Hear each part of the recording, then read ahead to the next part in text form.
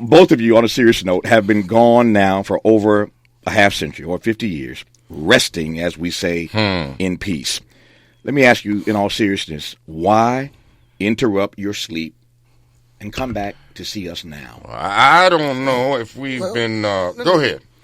For a while there, once Barack Obama was elected president, you had an entire generation of happy Negroes operating under the delusion that they were somehow living in what's called a post-racial society, a society here in America where bigotry, prejudice, and discrimination no longer existed. Yeah, but then Donald Trump showed up. Yeah, and until then, they had been lulled into a false sense of complacency, a deadly ignorance, unaware of the plot against them or the fight that they needed to fight. Institutionalized and social racism hadn't gone anywhere. And nowadays, the thought of being woke is frowned upon and feared by the nervous whites in power. And so how can we sleep when millions of black people are still in mental and physical bondage? That's right.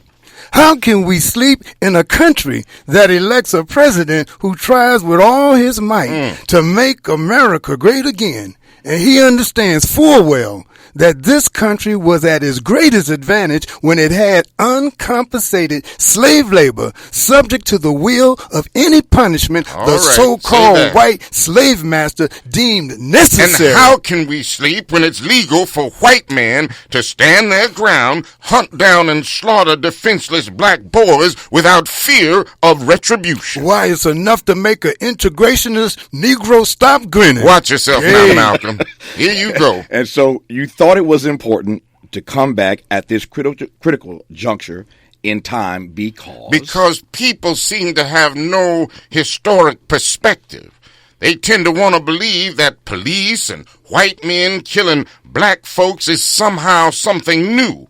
And so there's no sense of heightened frustration, whether it's Rodney King, Trayvon Martin, Michael Brown, or Tyree Nichols. And you say what about that? I say history is best qualified to reward research. Now, it wasn't new in 1963 when they gunned down Medgar Evers in his own driveway. And it wasn't new when the LAPD gunned down 7 unarmed Muslims in a mosque and murdered Ronald Stokes in 1962. And it wasn't new when Mac Charles Parker was dragged from his Mississippi jail cell, lynched, and thrown into the river in 1959. And it certainly wasn't new in 1955 when a bunch of cowardly grown white men tortured, battered, and shot 15-year-old Emmett Till in the middle of the night. Lord have and then they castrated him. The sick bastards cut off his penis and stuffed it in his mouth before sinking him into the bottom of the Tallahatchie River. I can still hear his voice crying from the river. I want to make sure I understand the point you're making, Minister Malcolm, though.